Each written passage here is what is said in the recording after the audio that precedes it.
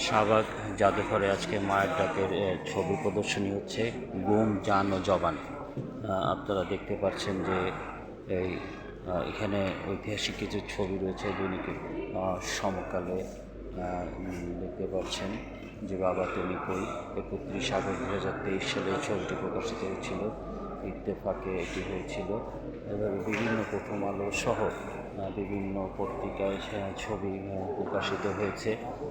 আমরা আপনাদেরকে একটু দেখানোর চেষ্টা করছি যে কেন্দ্রীয় শহীদ মিনারে, এবং এভাবেই বিভিন্ন জায়গায় আজকে জাদুঘরের এই ছবি প্রদর্শন হচ্ছে, আমরা দেখতেই পাচ্ছি।